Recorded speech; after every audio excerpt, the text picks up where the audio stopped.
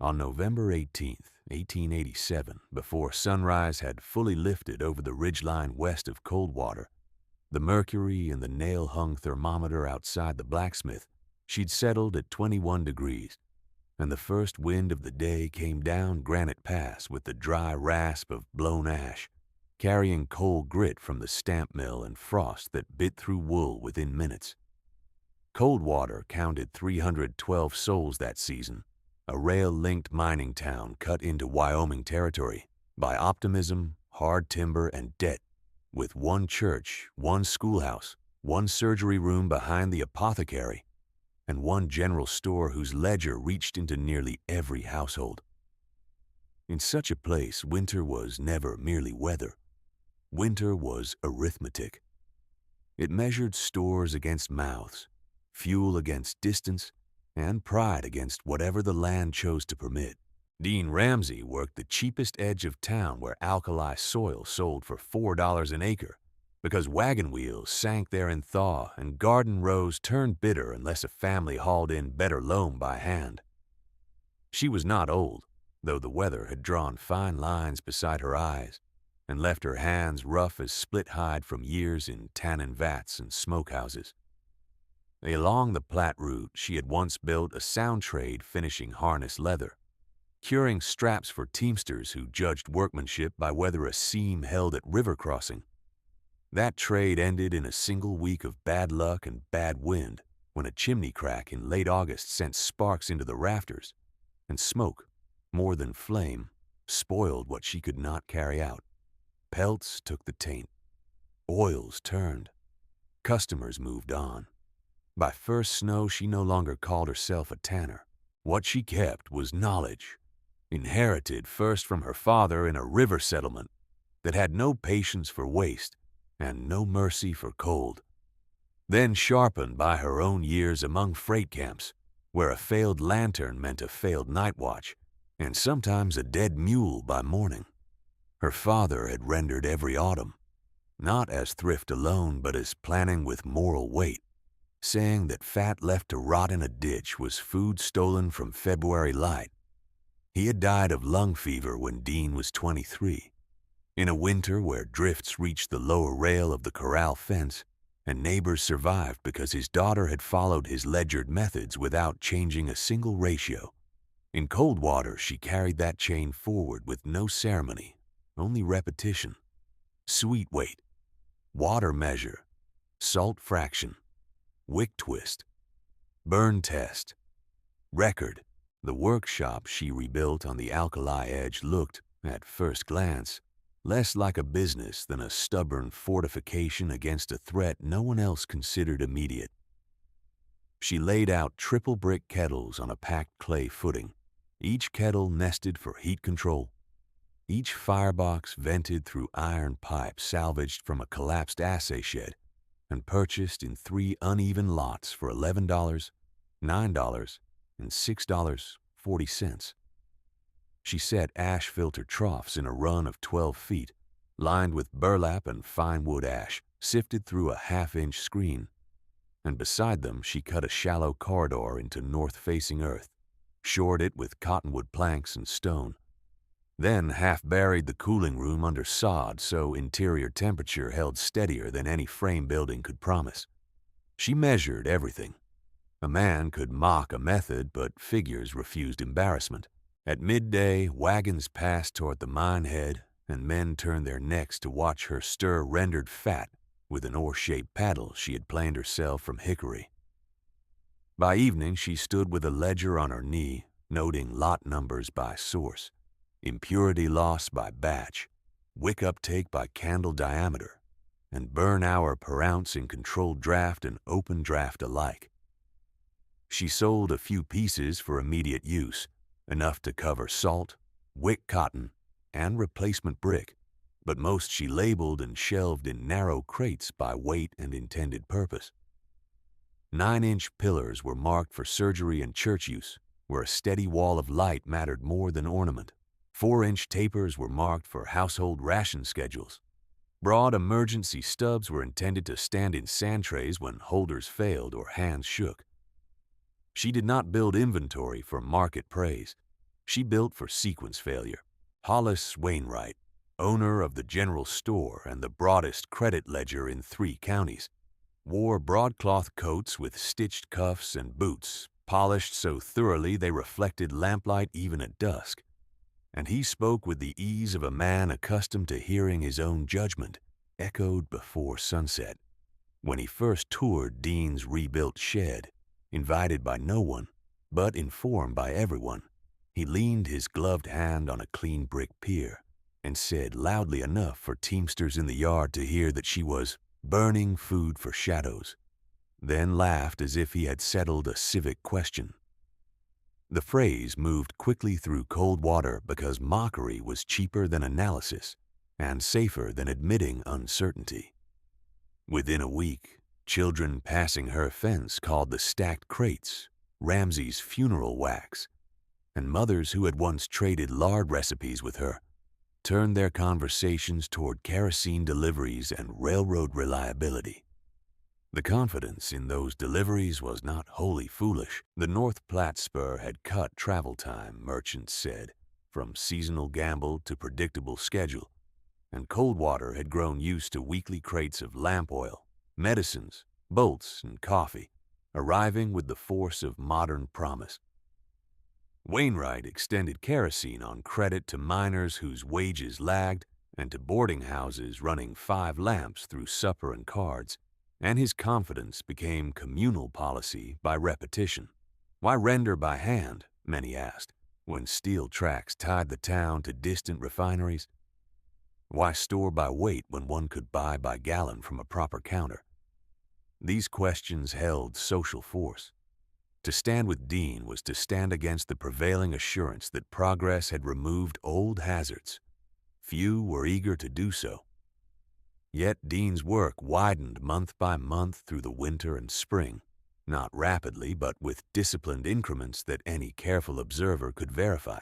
She purchased discarded sweet from slaughter pens at 2 cents a pound and paid in cash, insisting on untainted scraps and refusing lots with visible spoil.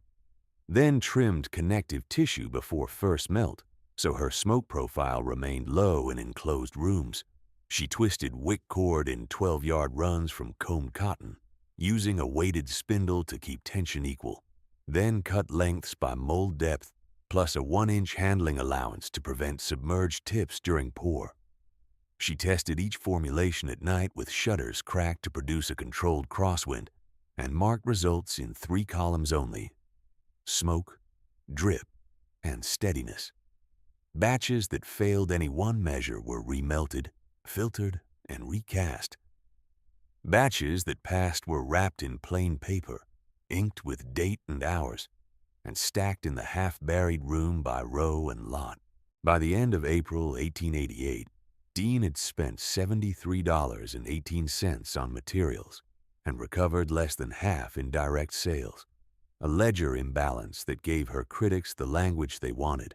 Wainwright did not need to forbid business with her. He merely lifted an eyebrow at the counter when customers mentioned her name.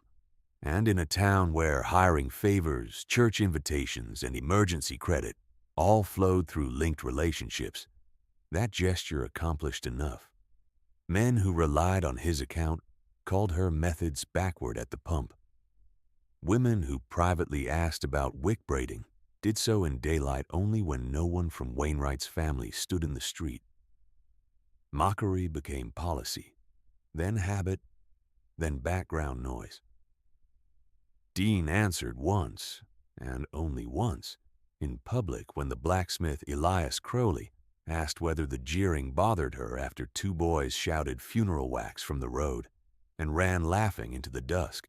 She wiped her hands on a clean cloth, checked the draft under Kettle 2, and told him in an even tone that words did not stop wind and walls did not care who mocked them. Then she returned to skimming the surface foam before second filtration. The statement carried no drama and sought no witness. It was merely her operating principle spoken aloud.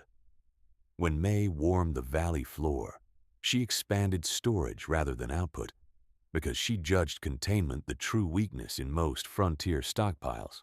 She built pine racks elevated 4 inches above packed earth to avoid capillary damp, whitewashed the cooling room interior with lime to discourage mold, and added slate tags at aisle ends so any helper could find surgery pillars, household tapers, or emergency stubs without opening unnecessary crates. She trained 2 widowers from the East boarding house in safe trimming and extinguishing technique in exchange for 3 evenings of cordage work, and she accepted no payment except labor and accurate notes. Even those who distrusted her methods admitted, if pressed, that no flame from her shed had ever run wild, no batch had spoiled in summer heat, and no customer had returned claiming guttered smoke ruined a room. By late June, when alfalfa stood knee-high in the irrigated bottoms and most households gave winter no serious thought, Dean began planning on a calendar longer than local opinion. She marked projected burn demand for surgery, school, church, and boarding houses under 3 scenarios: ordinary cold, interrupted rail, and compounded storm. In each she wrote the same final line, copied from the old ledger she had carried west through smoke and debt, and one failed profession: light first, then comfort; order first, then pride. Coldwater, still prosperous on paper and confident at supper, treated her as a curiosity. Dean Ramsey treated the coming year as a test no town could bargain with. She closed that June ledger at dusk with the careful pressure of both palms, as if weight applied to paper could also hold the future in place, and then she crossed the yard to Kettle 3, where a fresh melt of mutton suet moved in slow circles under a skim of pale foam, and the iron lip clicked softly as cooling metal met evening wind. The ridgeline had gone copper in the last light. Cottonwood leaves showed their undersides. Somewhere near the rail cut, a mule brayed and was answered. Nothing in that hour looked urgent to anyone not trained to read absence as warning. Yet Dean added 2 new columns to the chalkboard fixed beside her workbench, one for estimated burn hours per household under curtailed use, and one for reserve allocation if deliveries failed for more than 21 days. She did not call the figures prophecy. She called them sequence. By the second week of July, Coldwater looked prosperous enough to insult caution without consequence. Ore wagons moved on regular schedules. The church roof had received new shingles, and on Saturdays men stood in the shade outside Wainwright General Supply, discussing rail timetables as if iron itself had abolished delay. Dean purchased 3 more lots of scrap brick from a demolition team at the assay annex for $14 total, then paid $3.60 for lime and sand to mortar a second retaining wall around the half-buried cooling room, increasing interior stability by reducing daytime heat drift through the south bank. She bought no fabric except wick cotton, and no coffee except 1 pound each month. Cash went to fuel, salt, and storage containers with fitted lids. In a different town, those choices might have read as discipline. In Coldwater, they read as evidence against her. Hollis Wainwright cultivated that interpretation with the polished efficiency of a merchant who understood that social pressure could accomplish what explicit orders could not. He stood broad-shouldered behind his counter beneath shelves of canned peaches and lamp chimneys, handsome in the manner of well-fed authority, with rings that flashed when he turned ledger pages and a watch chain bright against his vest. In late July, he told 2 ranch wives within hearing of 6 others that Dean was preserving scarcity for profit and rehearsing disaster to justify her habits, then offered a kerosene discount of 3 cents a gallon for purchases over 10 gallons, billed to winter accounts. He did not need to name an enemy every day. The terms did that work for him. Families with thin cash and thick pride accepted easy credit, and each signature strengthened his claim that modern provision had made old methods theatrical. Dean answered by expanding instruction, not argument. Twice each week she left a slate board propped beside her gate listing safe rendering temperatures by appearance, not by thermometer, because most homes own no accurate instrument. first shimmer, low whisper, no rolling boil, no open flame above kettle rim. She set out sample wick braids in coarse and fine twist and labeled their capillary rates in plain language. 3 women came at dawn to ask whether children could assist in trimming, and Dean said only older hands should cut, and always beside sand. 2 men from the mill asked if she would buy bone fat at reduced price, and she declined because high impurity batches cost more fuel and gave unreliable flame in enclosed rooms. She took every useful inquiry as if it had arrived without shame attached. She ignored the laughter from passing wagons. In August, she altered the workshop again with the thoroughness of someone who had already seen one trade destroyed by a single neglected variable. The smoke-damaged tannery years remained a living textbook inside her methods. She added an exterior drain trench 18 inches deep and lined with fieldstone so rainwash could not undermine the firebox footings. She installed an adjustable draft plate on Kettle 1, cut from a broken stove door and hinged with salvaged harness buckles, allowing slower heat rise for mixed fat lots that previously separated poorly. She commissioned 8 tin molds from Elias Crowley at $1.25 each, cylindrical, 9 inches tall and 2 1/4 inches wide, with removable pins for centered wick channels. She paid him in 2 installments and 1 crate of finished tapers, marked for his forge bench and home table. At month's end, her records showed 412 pillars cured, 689 household tapers wrapped, and 271 emergency stubs packed in sand-sealed tins against moisture. She also recorded failure. 43 units remelted for hairline cracking, 19 discarded for off-odor. Figures stayed honest or they became useless. Her father's method governed even these corrections. In the river settlement where she learned first practice, he had required each child to write not only what succeeded, but what wasted time, fuel, or trust, arguing that memory favored pride and therefore lied by omission. Dean kept that discipline long after his death, and long after the smoke year that took her harness business. On a still evening in early September, while she inspected wick stock by lamplight, she unfolded the thin notebook he had stitched from account paper and read aloud one line worn nearly white at the crease. "Store what burns clean, and count what you owe to winter before winter names the debt." She did not sentimentalize him in public. She embodied him in procedure. The resulting work looked severe to townsfolk who measured wealth in display, but it carried an ethic they had not yet been forced to value.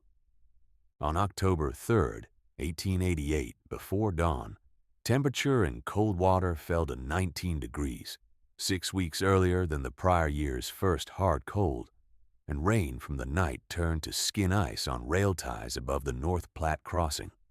By noon, word came by handcar and then by rider that 60 feet of timber trestle on the spur had failed under flood-scoured supports, dropping one loaded flat and twisting 2 sections of track beyond immediate repair.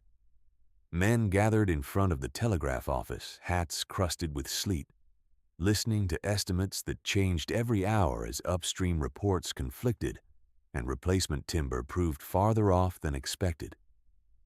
The practical stakes surfaced at once. Weekly shipments of lamp oil, medicines, and machine parts had stopped in a single morning, and Coldwater's confidence, though not yet broken, had been forced to account for distance again. Wainwright responded first with reassurance, and then with terms. Standing on a flour crate near his doorway, coat collar high against the wind, he told the assembled households that wagon substitution would bridge the interruption within 10 days, perhaps less, and urged calm purchasing to avoid unnecessary alarm.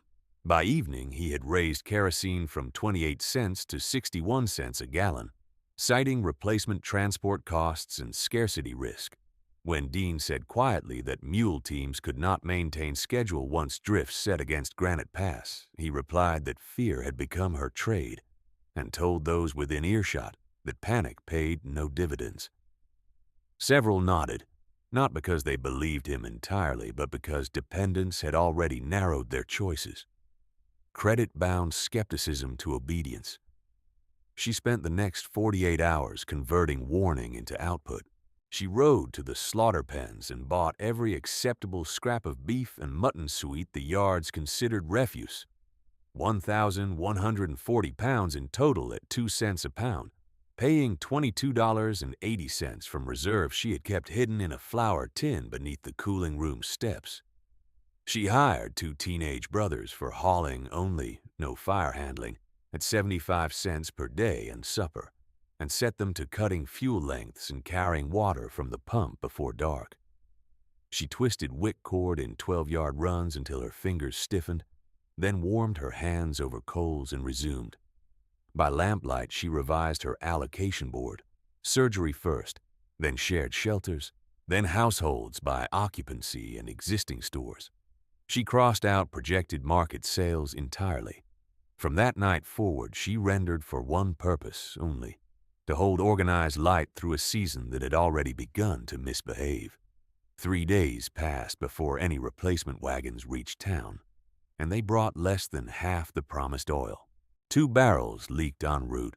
1 never arrived. Wainwright reduced each customer's allotment while maintaining the higher price, explaining that discipline now would prevent later catastrophe, though his own lamps remained lit past closing for account work and visiting traders. Then he escalated the theater of contempt. On October 12th, he hung a chalkboard sign outside his store that read, "Save fat for soup, not Ramsay's grave lights," and by supper the phrase had traveled from the mill bunkhouse to the church porch. Dean read it once while delivering wrapped tapers to the surgery back door, then continued walking. At her shed, she posted a different notice, rendering instruction at first bell.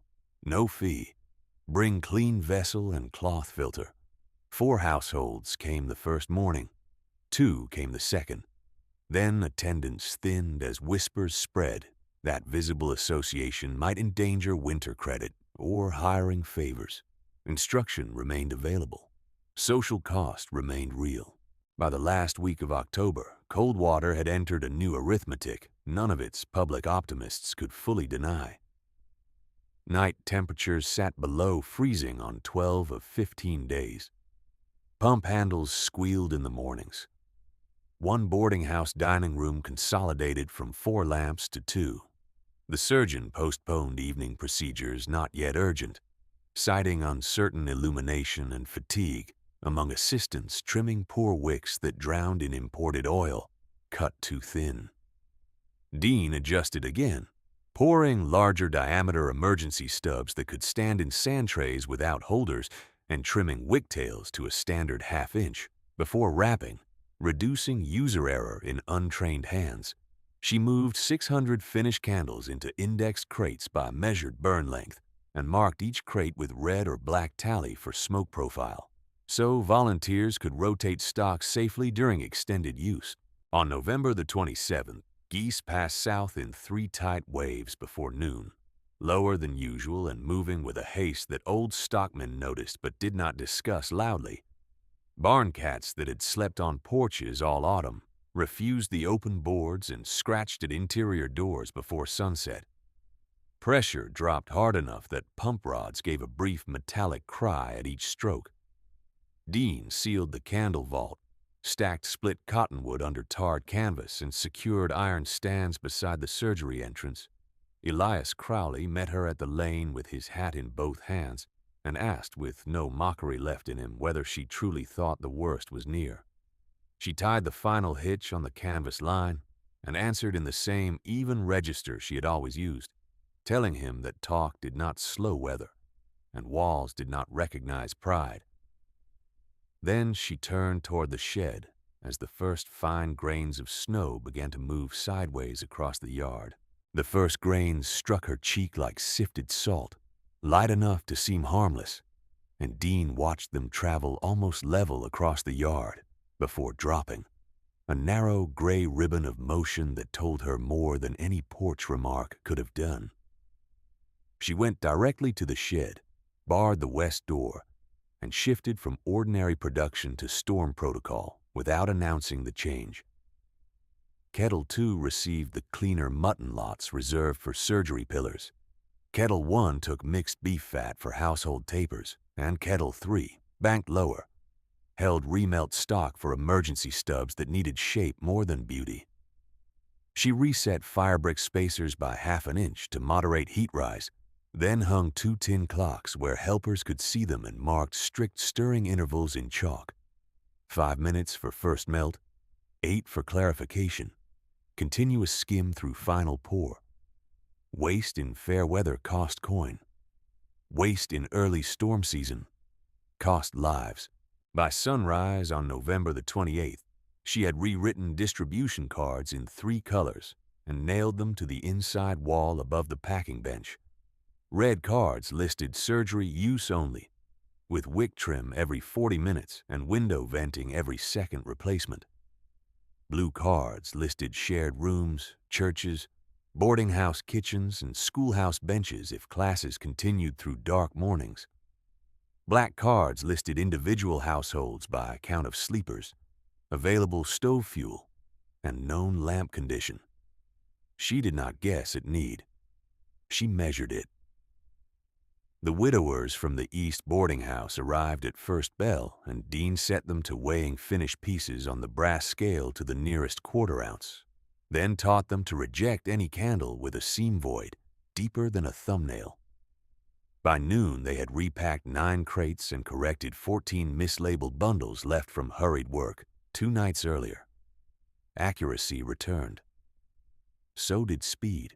The project grew in visible layers across the yard and down into the cooling room, where racks that had seemed excessive in June now filled aisle by aisle until passage narrowed to 1 careful shoulder width between rows. Dean added 2 new safeguards she had postponed during warmer months. Each crate received a linen packet of dry ash to absorb incidental moisture, and each wick bundle was sealed in wax paper sleeves cut from old ledger sheets so frost breath would not dampen cotton before use.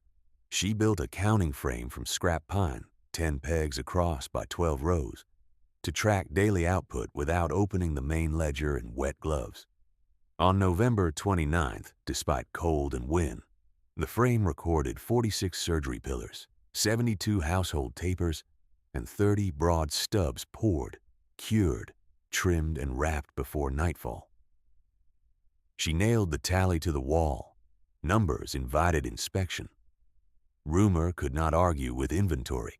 At Wainwright General Supply, the response sharpened from laughter into organized distance. Hollis stood under his awning while sleet stitched the street and told waiting customers that panic buying and private hoarding would break town order faster than any storm, then nodded toward Dean's wagon as if her crates proved his case. He had changed the chalk sign once already, now reading, "Oil for progress, fat for kitchens," and boys from the mill copied the line on feed sacks and fence boards where she would see it on her rounds.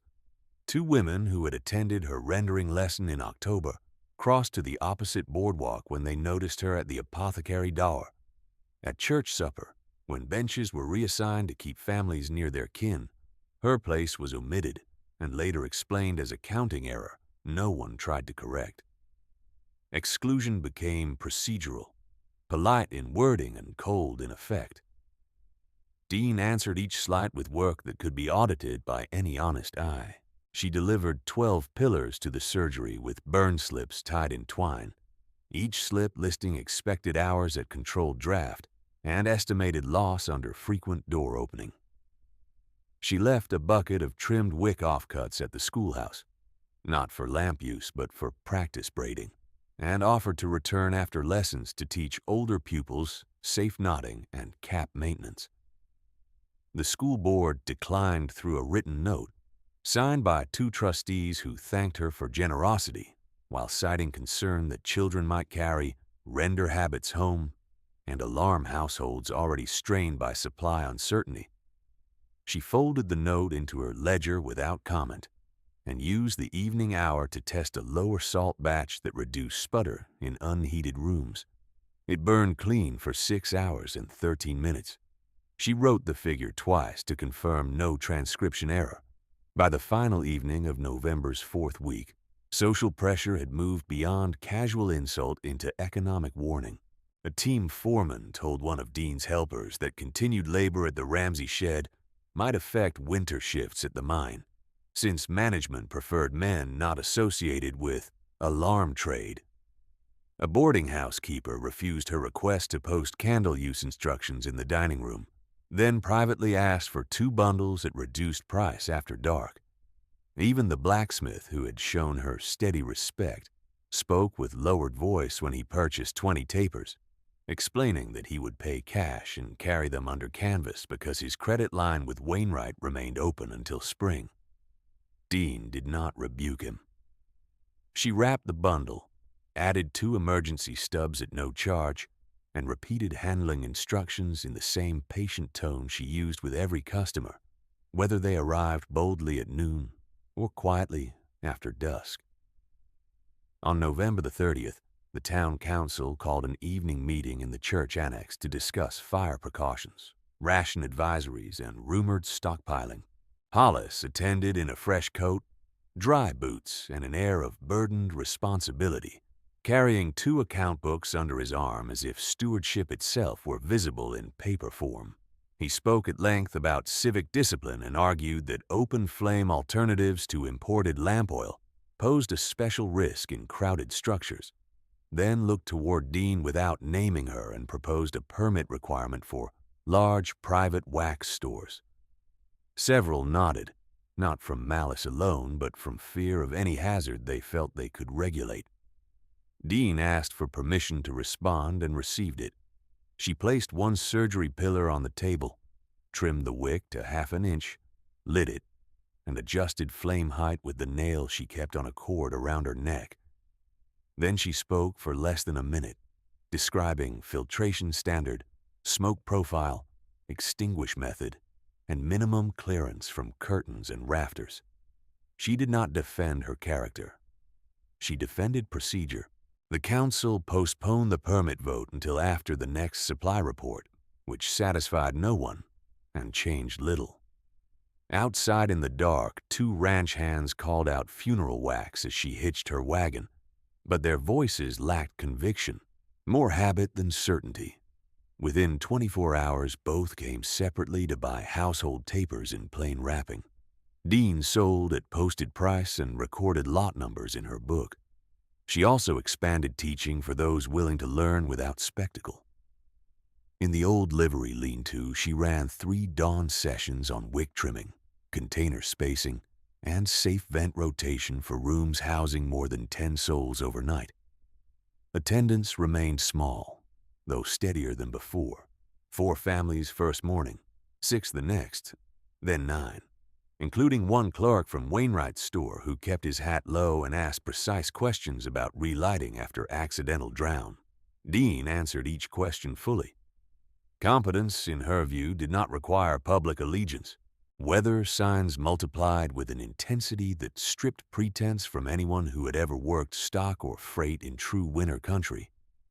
Horses in the lower corral stood tail to wind by mid-afternoon, then refused open trough water at dusk despite fresh chop in the feed. Cattle clustered tight against south fences before the hour they usually wandered. A pale ring formed around the moon on 2 consecutive nights, wider the second time, with thin ice cloud threading west to east above a ground wind from the north. Dean checked pressure by barometer and by older indicators when instrument readings lagged, pine knots popping sharply in the stove, wash water skinning over beside interior doors, and the sudden brittle tone of boot leather left 5 minutes on a porch rail. She marked each sign in the margin of her ledger and moved another 40 pillars from secondary racks to the primary dispatch row near the entrance. At dawn on December 1st, minus readings held even after first light, and the sky took on the flat white cast that erased depth from ridgeline and street alike. Dean harnessed early and made 1 final round through town, with printed slips tucked beneath crate lids, warning that window drafts should be narrowed but never sealed, flames kept below full height in sleeping rooms, and candles set in sand if holders were loose. At the surgery, she confirmed iron stand placement and assigned wick rotation to 2 volunteers who had practiced twice in her shed. At the church, she found the vestibule empty, though footprints showed recent traffic, and she left 6 bundles anyway, with a note for the deacons listing burn sequence by assembly size. At Wainwright's store, Hollis accepted her posted instructions with a thin smile and said that over-preparation fed fear more effectively than any storm could. She met his gaze, touched 2 fingers to the crate seal to indicate receipt, and returned to her wagon without reply. By late morning, the warning signs ceased to be signs and became conditions. Snow no longer fell in distinct flakes, but moved as a continuous ground-level veil that hid ruts and thresholds, while gusts knifed through alley gaps and drove powder under doors, thought well fitted in October. Dean stationed both widowers at the shed, one on trimming bench, one on crate lift, and set a strict dispatch rhythm of 15 minutes so no request waited until Rhodes vanished. She tied guide rope from her gatepost to the surgery hitch rail and another to the church side entry, knots every 6 feet for hand travel in low visibility. She sent a short note to Elias Crowley requesting spare sand pails and received them by sled within the hour, each pail half full and covered against drift. No one laughed then. No one had breath to spare on theater. When the first true wall of wind crossed Coldwater just after noon, it struck from the northwest with a force that flattened smoke against rooflines and turned the main street into a white channel where doors appeared and vanished between gusts. Dean stood in her shed doorway, counted 5 heartbeats between major blasts, and ordered the next 2 crates to surgery priority before household allotments. The project she had built through ridicule now operated as a system, not a stockpile. Weigh, dispatch, trim, vent, record, repeat. Behind her on the wall, the counting frame waited for the next line of pegs. Ahead of her, Coldwater entered the arithmetic she had prepared for, and there would be no argument left in it. The gale completed its first assault before 1 o'clock, and by the time Dean sent a 3rd crate along the rope line, the boardwalk outside her gate had vanished beneath drifted powder packed hard as meal. Doors along the main street opened only inches before wind forced them back. Men who had laughed at guide knots now moved hand over hand from post to post with heads down and scarves frozen white at the mouth. At 2 in the afternoon, the thermometer nailed beside Elias Crowley's forge read -4 degrees, though the exposed wind made it feel colder still, a biting force that stripped sensation from fingers through wool in less than a minute. She did not allow panic to choose her order of work. Surgery pillars left first, always in pairs with written trim times tied to each bundle. Church allotments left second, because 40 souls could not sit in dark prayer while children shook through evening service. Boarding houses received stubs and taper mixes by occupancy count. Private cabins received what remained, marked by burn hours and relight instructions in thick pencil that could be read by firelight. When one widower asked whether she should reserve more for paying households, Dean pushed the black card list toward him and said that the list had no column for pride. Then she set another wick. By sunset on December 1st, Coldwater had become a town of muffled impacts and brief cries swallowed by wind. A shed behind the schoolhouse lost half its roof. 2 chicken coops overturned and disappeared beneath drift lines so smooth they looked like untouched fields. Smoke from home chimneys no longer rose. It tore sideways and vanished. At Wainwright General Supply, Hollis kept both front lamps lit for appearances while customers queued in heavy coats. But his kerosene measured thin in the spout and spluttered in the cold before it reached the tin pails. He ordered ration cups cut to half measure, He announced that new wagons were already on the road. No wagon arrived that night. Darkness settled early, and the wind found every defect in every wall built in hopeful seasons. Families moved mattresses into kitchens to sleep near cook stoves. Men stood rotation at doors to break accumulating drifts before hinges locked. The surgeon behind the apothecary postponed all but emergency treatment after dusk because his 2 oil lamps failed repeatedly, each flare followed by a weak gutter that left him working in uncertain shadow. At 9 in the evening, a messenger came through the rope lane to Dean with a short note from the surgery. Need steady light until morning. She sent 6 pillars, 2 stands, and 1 written sequence for wick rotation every 40 minutes. The note returned an hour later with 3 words in cramped script. Walls held. Dean pinned it to the beam above her bench and continued pouring. The storm did not exhaust itself in a single night. It continued through December 2nd with dry, needling snow that built less by falling than by horizontal sweep, filling gaps, swallowing markers, reshaping every familiar corner into white geometry that misled even lifelong residents. By dawn, the recorded low stood at -19 degrees. Noon did not break 3 above. The church bell was struck once for guidance and then fell silent because no one could cross safely to ring it again. Dean's guide ropes became street law. She added knots with bare hands in short bursts, then warmed her fingers over coals and returned outside. She tied 1 new line from the surgery rail to the east boarding house when 2 men became disoriented 10 paces from a known door and had to be dragged by scarf and elbow back to shelter. 3 days after the first wall of wind, near midday on December the 3rd, the sky opened with abrupt brightness. The gusts slackened. Snow crystals dropped straight down for less than an hour, and then stopped altogether. The temperature rose to 26 degrees in direct sun, and a dangerous relief spread through town faster than any warning could follow. Doors opened wide. Men climbed ladders to clear roofs. Teamsters argued for immediate runs toward Granite Pass before the next front. Hollis stood on his store step and declared the worst behind them, urging households to settle debts and restock, while confidence remained. He sold nearly all remaining lamp oil by dusk at 61 cents a gallon. Several families burned heavily that evening, believing replacement supply would arrive on the morrow. Dean used the cane differently. She reset every crate in dispatch order, moved 120 pillars from rear racks to front reach, and sent both widowers to fill sand buckets at the blacksmith pump before Freeze returned. She rechecked the barometer twice and watched maretails feather high in the northwest. The calm was too complete.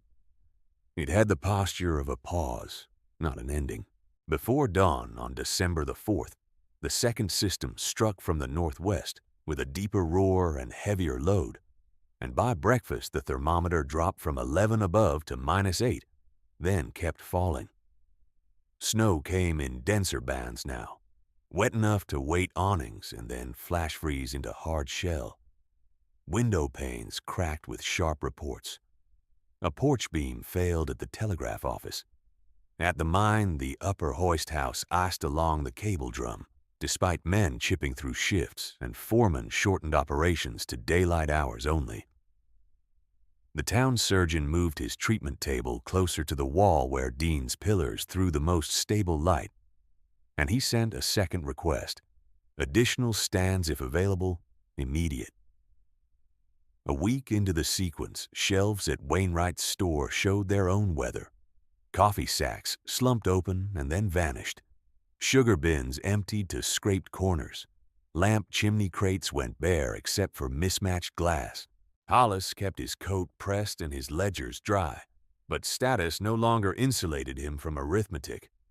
Each day, customers demanded certainty he could not sell.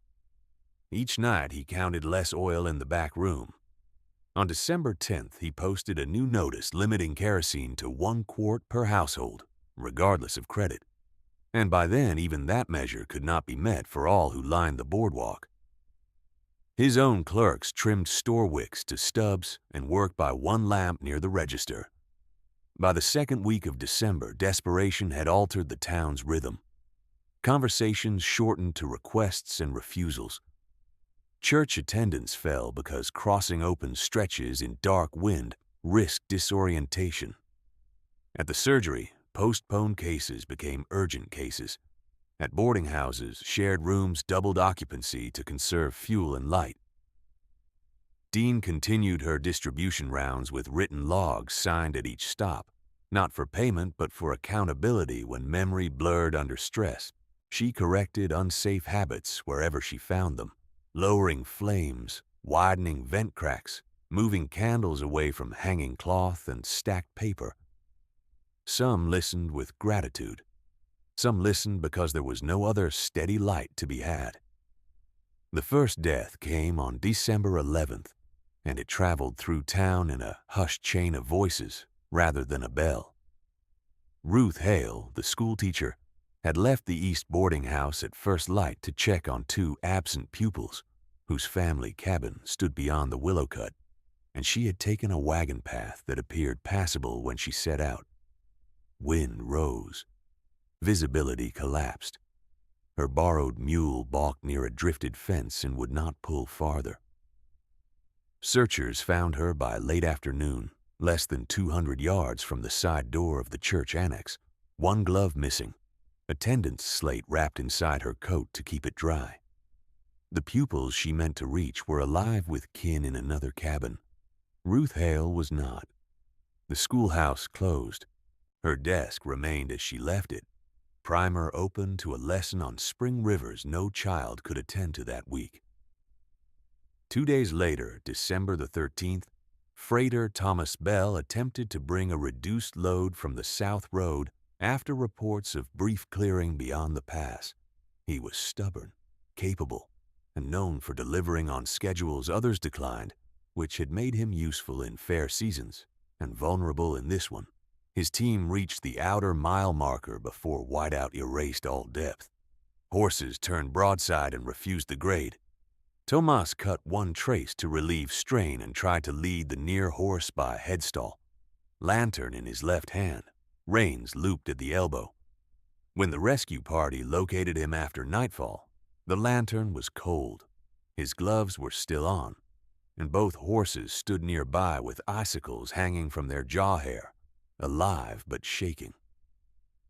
The wagon came in the next morning nearly empty, carrying one medicine crate and a sack of split peas. Thomas Bell did not survive the return.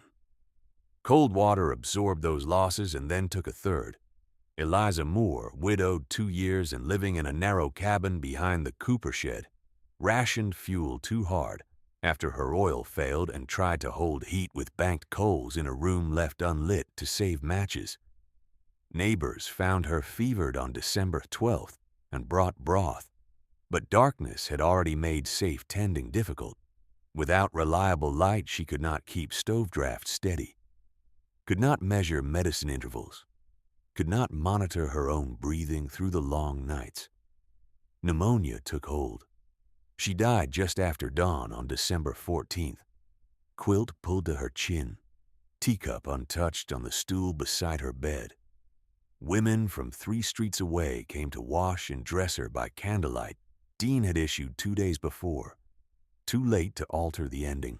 That same day, December 14th, the weather tightened again around noon until the sun disappeared behind moving white and the mine yard turned to twilight, though watches read midday. Ice had built in hidden ridges along the hoist works despite repeated clearing. The main cable snapped under load with a sound like rifle fire, and 3 men were thrown hard against timber and iron before the cage could be arrested. Shouts carried down the slope. A sled was summoned. By the time the injured reached the surgery, a 4th patient had been added to the line. Caleb Wainwright Hollis's son, brought from the loading platform with a crushed thigh where a swinging brace had pinned him against the rail. At almost the same hour, the final kerosene barrel in Wainwright's store yielded only sludge and water-thin residue at the tap. Clerks tilted it and got nothing fit to burn. Hollis tried one lamp anyway, pumping and priming until his hands shook, and then watched the flames spit and die. He stood in his back room with an empty measure cup and the ledger open before him, and for the first time that season, no entry he could write would produce light. He crossed the storm lane himself. Wind drove at his coat as he came along Dean's rope line, one hand clenched on the knots, the other bare because he had lost a glove in haste. Snow had caked his collar. Pride had no shelter left in his face. At her gate he did not begin with argument or terms. He said that the surgery was dark, that his boy was on the table, that the town had no oil, and that he was asking for whatever she could spare. Dean listened once, called to the widowers for red-marked crates, and lifted 2 iron stands without waiting for him to finish the second sentence. They moved together toward the surgery, bent nearly double in the gusts, carrying pillars packed by burn length and wrapped against wet. Inside, the surgeon had 3 injured miners laid out, and Caleb beside them, jaw clenched against pain, while one assistant held a failing hand lamp close enough to scorch his sleeve. Dean set stands at opposite walls, placed 9-inch pillars in sequence, lit both, trimmed both to working height, then assigned rotation allowed. Left stand every 35 minutes, right every 40. Vent crack opened each second change, spent stubs into sand pail, no exceptions. Hollis took position by the replacement crate and followed her instructions exactly, feeding fresh candles into the system as if he had done it all his life. Outside, the storm beat the shutters. Inside, the room held steady light. The surgeon worked by that light for 7 hours and 14 minutes, with Dean calling each rotation before the flame could dip, and Hollis Wainwright obeying the sequence as if the order itself were a rope across a chasm. 2 assistants trimmed. 1 boiled instruments. Snow slammed against shutters in waves that made the walls thud like distant artillery. Yet the pillars burned with the dense, patient flame Dean had tested through crosswinds all autumn. Caleb Wainwright survived the amputation. So did the 3 injured miners brought from the hoist yard. 2 more men, crushed by falling timbers in the rescue scramble, were stitched and stabilized after midnight. Every procedure that night depended on measured burn hours written in Dean's hand. When the last urgent dressing had been tied, she did not return home to sleep. She moved directly into the corridor, where families had gathered with blankets wrapped over coats, and set 2 emergency stubs in sand trays for triage tables that had been arranged on crates. She gave instructions in plain sequence, never raising her voice. Trim to 1/2 inch, no higher flame than a thumb joint. Vent every second change.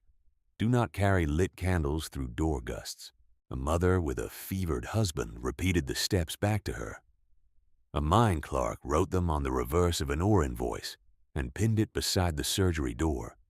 By dawn on December the 15th, those instructions had been copied to the church kitchen, East boarding house, and telegraph office. 3 days passed before the wind eased enough for door travel without rope, and in those 3 days, Dean converted her shed from private workshop into public distribution depot. Red crates remained surgery priority, but blue and black stock moved in strict ration lines posted at the gate. 1 household allotment by occupancy, 1 refill only after burn log review, no exceptions for rank, credit, or last name. Hollis stood in that line on the second morning with 2 pails of clean sand and asked where she wanted them. She pointed to the surgery cart. He carried them without comment. The contrast between systems became impossible to ignore, though no one spoke it aloud at first. Wainwright's expensive shelves had emptied to splintered crate bottoms and 1 broken lamp chimney, while Dean's modest racks, built from salvaged pine and lime-washed earth, still produced order because every candle had been weighed, tagged, and assigned before panic began. Oil sold at 61 cents a gallon could not be purchased at any price once barrels ran dry. Suet bought at 2 cents a pound and rendered in disciplined batches continued to burn through the hardest week of winter. In cold water, arithmetic had rendered judgment. On December 18th, with temperature holding at -12 at dawn, Dean opened the cooling room to supervise volunteers for the first time. She taught 23 souls that day in pairs, 5 minutes each station. Safe remelt, wick centering, mold release, smoke correction by filtration, and burn logging by quarter hour. No sermon accompanied the lesson. She taught as if instruction were a form of shelter. Elias Crowley brought scrap tin for additional molds. 2 church deacons carried wrapped tapers to widows on the north edge. The clerk, who had hidden his face in earlier sessions, now ran trim checks for the surgery at every shift change. Skill spread because necessity stripped embarrassment of its social value. The third storm broke near Christmas, not with mercy, but with exhaustion. By December 23rd, the sky cleared in ragged bands over the ridge, and sunlight struck drifts high against the church annex wall, where Ruth Hale had been found, less than 200 yards from safety. Thomas Bell and Eliza Moore were buried on the same afternoon beside Ruth, 3 coffins on iron-frozen ground, cut by alternating teams, because no single crew could swing a pick for long in that cold. Dean attended with windburns still raw on her cheeks. Hollis stood 1 row behind her, hat in both hands. Caleb on crutches beside him, pale and hollow, but alive. On December 27th, after roads within town had been cut open shoulder-wide, the church called a formal evening gathering. No hymn opened it. No one mistook its purpose. Families filled the pews in heavy coats, breath visible in the first half hour until the stoves caught. Dean sat near the side aisle beside Elias Crowley and the surgeon, not at the front. Hollis Wainwright walked to the lectern first, without broadcloth flourish, wearing a plain wool coat gone shiny at the cuffs from hard use. He spoke for longer than anyone expected, and each sentence carried the weight of public record rather than performance. He said he had called her work-burning food for shadows.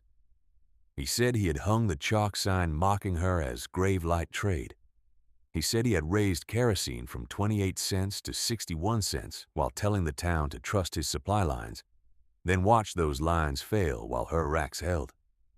He said his son would have died in darkness had she answered pride with pride. He did not ask to be excused by fear. He asked what he could repair that would outlast one apology. After him came others, one by one, not because anyone demanded confession, but because silence had become a heavier burden than speech. A trustee from the school board admitted signing the note that rejected Dean's safety lessons for children. A boarding house keeper admitted refusing to post her instructions in public, then buying candles in secret at night. One ranch hand repeated his own fence-board taunt and then stated in a steadier voice that he had used her knot spacing to guide 2 neighbors through whiteout to the surgery door.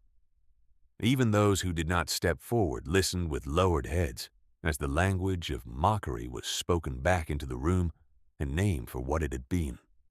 By the last week of January 1889, the reckoning had shifted from speeches to labor. Men who once joked at her gate arrived with shovels to deepen storage cellars. Women who had crossed the street to avoid her now traded wick cotton and ash filtration cloth in cooperative lots to lower cost. Hollis paid for 12 new iron stands for public buildings and delivered them himself, with no store mark stamped on the base. The phrase Ramsey's funeral wax disappeared from children's mouths, then from memory, replaced by a different saying that first appeared at the blacksmith forge and then spread through town accounts. Build like Ramsey, or pay like a fool. Dean did not convert that change into personal victory. At a second gathering, smaller and held in the old livery because the church annex roof still leaked at one corner, she answered the repeated requests for forgiveness in terms no one could mistake for cheap absolution. She stood beside a work table laid out with molds, wick spools, and 2 cutaway candles showing proper core density, and she spoke without ornament. 3 graves stand above this town, she said. No sentence spoken in this room will lift Ruth Hale, Thomas Bell, or Eliza Moore from that hill. Your words did harm. Fear did harm. My silence at times did harm. We will not mend this by pretending winter chose at random. I did not build those kettles for revenge, and I will not use them for revenge now. If you seek repair, then learn the work. Keep records. Share stores before panic. Light first, then comfort. Order first, then pride. She paused, set a pillar on the table, and trimmed the wick to demonstration length. I will teach any household willing to be taught. Whether that is forgiveness is not mine to measure for you. From February through thaw, she kept that promise with a rigor equal to her storm protocol. The old livery became a winter work school 3 mornings each week. Enrollment was counted by households, not status.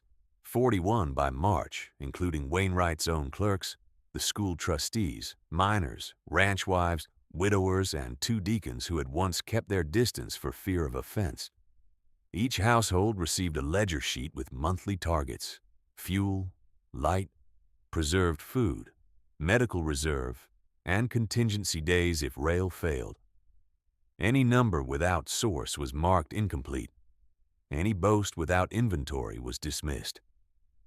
Students learned to calculate burn demand by room size and occupancy, to test draft with thread and flame, to seal wick cotton against damp, and to rotate stock by date so nothing spoiled unseen in spring optimism. By 1891, every new build permit in Coldwater required either a cold room or documented shared access to one. By 1893, the public supply cellar near the churchyard held reserve candles, flour, salt, and dried beans under elected stewards rather than any private counter. Hollis funded the stonework and lumber from his own account, then declined to hold keys.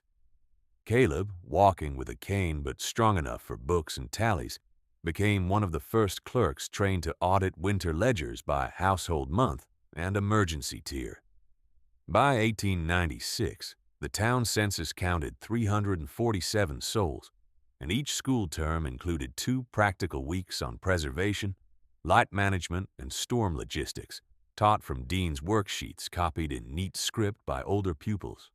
Decades later, the triple brick kettles still stand at the alkali edge, where land once sold for $4 an acre because no one thought it worth much. The half-buried cooling room remains dry through summer heat and winter knife wind, lime-washed walls bright even in lean light. On the interior beam above the bench, the old surgery note is preserved under glass, the cramped words still legible. Walls held. Beside it hangs a carved board, added after Dean's death in 1919. Cut from cottonwood and sealed in tallow finish. It bears the line she carried from her father and gave to the town when pride had failed it. Light first, then comfort. Order first, then pride. Coldwater speaks that line in the present tense. The public cellar opens each November by roster. Households file their ledgers before first hard freeze. Children learn knot spacing on guide ropes strung behind the schoolhouse. And when the wind comes down, granite pass with that dry rasp of ash and frost, old families and new ones alike still use the same phrase, no longer mockery, but covenant. Build like Ramsey. Build like Ramsey is spoken again on a knife-cold morning when the public cellar doors are unbarred for winter inspection, and this time it is spoken by a boy of 12, reading from a slate while elders stand beside him to verify each line. The date is November 5th, 1920. The dawn temperature is 17 degrees. Cold water counts 369 souls. The roster table is set in the churchyard, under an awning of canvas and pine poles, and every household ledger is placed in a single stack, not by wealth or surname, but by street and occupancy. Caleb Wainwright, hair gone silver at the temples and cane still present, though no longer leaned upon every step, serves as first steward that year. He opens each book and reads aloud the required columns, exactly as Dean taught them in the livery work school. Fuel by quart fraction, preserved food by month, candle reserve by burn hour, medicine stores by dosage interval, and contingency days under rail interruption. If a household gives a number without source, he returns the page and waits. If a page is neat but untested, he asks for burn logs. If a family has abundance beyond need, he marks a sharing line to the widow row on the north edge. No one argues with the method now. The method kept names in family Bibles.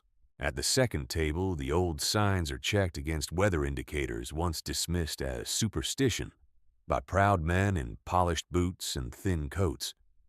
3 schoolgirls hang geese flight charts by twine. A ranch widow records first barn cat retreat date in October. Elias Crowley's grandson notes pump handle squeal frequency from the forge yard, counted over 7 mornings. Moon ring width is sketched in chalk circles. Pine knot popping, once kitchen talk, is now entered as a formal indicator of interior dryness and pressure shift. The town did not become less modern after that winter. It became less arrogant. Rail schedules are posted beside animal signs. Telegraph reports are copied beside barometer readings. One system does not erase the other. They are read together. Near noon, a rider arrives from the repaired North Platte Spur with the week's freight report, and the outcome that once would have ruled every decision is received with calm discipline. The message states that high water has damaged 2 miles of approach bed south of Granite Pass. Traffic will be delayed 8 to 10 days. 20 years earlier, that line would have produced a rush to private counters and private fear. On this day, Caleb hands the slip to the second steward, who reads it aloud, then reads the reserve total from the cellar ledger. Candles on hand, 1,842 units, tested lots. Lamp oil on hand, 6 barrels sealed. Flour on hand, 28 sacks. Salt, 14 barrels. Dried beans, 11 sacks. No increase in price is authorized. No household is refused issue. The report is pinned to the public board and signed by both stewards in ink. Before evening, Caleb walks to the old Ramsey shed at the Alkali Edge with 2 apprentices carrying inventory boards and a crate of replacement wick cotton. The triple brick kettles are clean and warm from morning instruction. The half-buried cooling room holds at 54 degrees by wall thermometer, though outside wind has sharpened. On the beam above the bench, the surgery note remains under glass, walls held. Beside it hangs the carved line from Dean's father. Beneath both, on a lower peg, 3 objects have been placed for archival record that autumn. 1 red distribution card, 1 blue card, 1 black card, edges frayed by gloved hands from the December sequence. Physical evidence is not discarded in Coldwater. It is labeled, dated, and taught. At the bench, Hollis Wainwright sits wrapped in a plain coat with a blanket over his knees, his broadcloth years long gone. Boots unpolished, fingers thinner than anyone remembers from the counter days. He is asked to speak before first snow sets hard, and he waits until the apprentices are done weighing molds before he begins, because he says this is instruction and belongs in open hearing. In October of 1888, he says, voice strained but clear, I received a second telegraph after the trestle failure. It did not promise 10 days. It warned that replacement teams might fail the pass for 3 weeks if early drifts came. I folded that paper and put it under my ledger. I told the town what preserved my standing, not what preserved their margin. The apprentices stop writing. Caleb does not interrupt. Hollis continues with eyes on the cooling room door. That was the look many of you saw and never named. Not confusion, concealment. I had the report. I chose pride. Dean knew from weather signs what my paper already said, and she acted while I performed certainty. I am placing this statement in the town archive with my signature, because memory softens men, and it must not soften me. He hands Caleb a sealed envelope containing the copied telegraph text, witness names, and his own admission of price gouging from 28 cents to 61 cents during known uncertainty. Caleb reads it once, then places it with the seller records and marks the chain of custody on the board. Thread closed, not forgiven by paperwork, but no longer hidden by silence.